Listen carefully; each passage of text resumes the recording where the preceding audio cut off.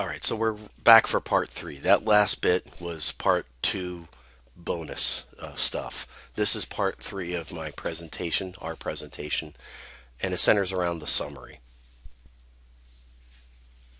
What is a summary? A summary is your impression or your main idea of a whole work.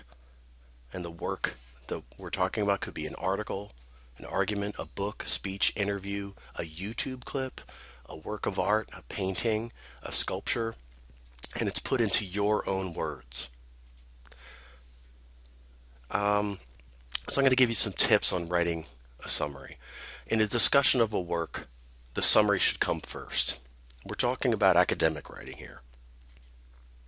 You should keep it to 1 to 2 sentences. Of course, you know, there's probably some wonderful summaries that are 3 or 4 sentences long.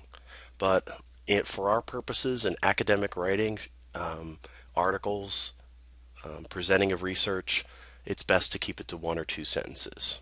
And I'm going to give you some examples. Herman Melville's 1851 novel Moby Dick is, at least on the surface, the story of Ahab's struggle to find the whale that took away his leg. Ahab's struggle can also be examined as an allegory for masculine pride. So that's 2 sentences for Melville's 1851 classic novel Moby Dick. So that's a summary. It captures the spirit of the whole work. There's also some interpretation in there. But there it is. Here's another example. Susan Sontag's essay, Notes on Camp, attempts to explain that elusive sensibility known as quote-unquote camp. So that's 1 sentence. And in that sentence, you need to do a couple of things. You need to provide all the expository information. Now that's the first word in our course name. We are English 105, expository writing. And expository writing means you expose all of the details of your writing. You explain things. So you're going to attribute the name and the name of the work. And that means telling your readers who wrote or said or created what you are talking about. The full name of the author or artist is a good way to start. The full name of the work cited correctly. You might notice in the previous sentences, one was an essay, Notes on Camp, that was in quotes. The other was a novel, and that was in italics. Sometimes the year or type of work. And again, this is all in your own words. Which verb tense do you use in a summary? And that depends on some things. And this is, to my mind, really important as far as getting down the lingo or the form of academic writing. When you're talking about works of art, here are some words of wisdom from Strunk and White, Elements of Style. In summaries, keep to 1 tense. And you're summarizing the action of a drama, the writer should always use the present tense. In summarizing a poem, story, or novel, should preferably be in the present, though he may use past if he prefers. If the summary is in the present tense, antecedent action should be expressed by the perfect. If in the past, by the past perfect. Whew. What does that mean? Let's give some examples. Some reasons for using the present tense in works of art. First and foremost, the present tense carries more power and is more immediate to the reader. Now that's sort of a fancy way of saying that if you use the present tense, there's more action there. Works of art, though, are always in the immediate present tense, and that's because you can always go back to them and experience them again. Let's drag out some awkward examples. In the Terminator movies, I wonder if I can move this. Let's see. Can I? Come on. Yeah, there we go. In the Terminator movies, Arnold Schwarzenegger killed a lot of people. Now that's sort of awkward, right? Because at any moment in time, you can go back to these Terminator movies and it'll be happening in the eternal present. Because, whether you want to debate it or not, Schwarzenegger's movies, The Terminator, are works of art.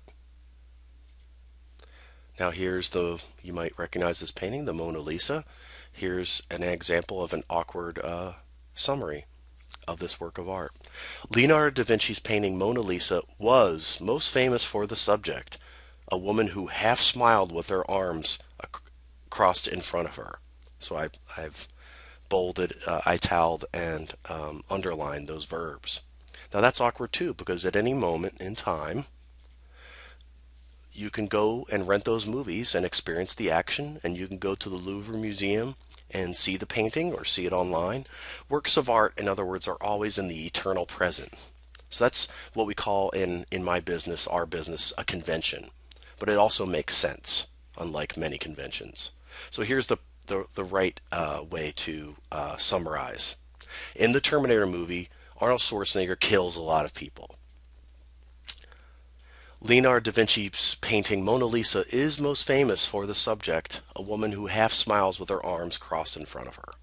So that to me makes total sense. And the same goes for works of literature. Herman Melville's Moby Dick was, at least on the surface, the story of Ahab's struggle to find the whale that took away his leg. Ah, that sounds weird. Susan Sontag's essay Notes on Camp, attempted to explain that elusive sensibility known as camp. The past tense in these instances simply doesn't work. It gives the impression that these ideas happen only once, that these works of art are somehow dead. So here's the correct way to summarize these works. Herman Melville's 1851 novel Moby Dick is, at least on the surface, the story of Ahab's struggle to find the whale that took away his leg. Susan Sontag's essay Notes on Camp attempts to explain that elusive sensibility known as camp. So that might bring up another question. When do you use the past tense in a summary? Use the past tense in sources that are not works of art. For instance, a news report.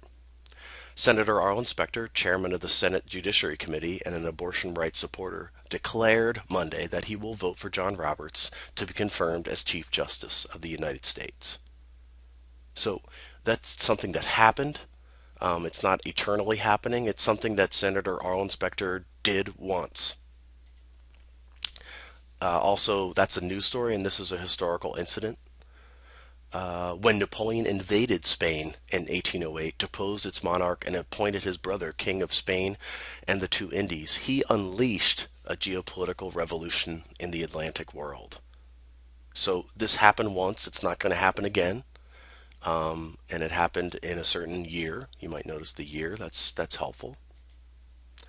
When you're outlining a personal narrative, and this we can go back and forth. Sometimes in my memoir classes, I say use the present tense to make us feel immediately experiencing it. But if you're going to use, say, personal narrative or evidence in an academic paper, more often than not, you'll be using the past tense. When I was 5 years old, my father took us all aside and told us that he was going to be laid off from his job. So imagine that sentence in an essay where you're arguing for the extension of unemployment benefits right now.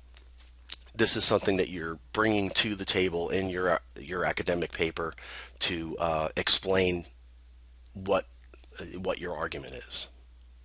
So to use the present tense in these instances would sound strange, much the same as using the past tense would sound strange summarizing or otherwise discussing a work of art. So in the next part, we're going to talk about paraphrase part 4, so stay tuned.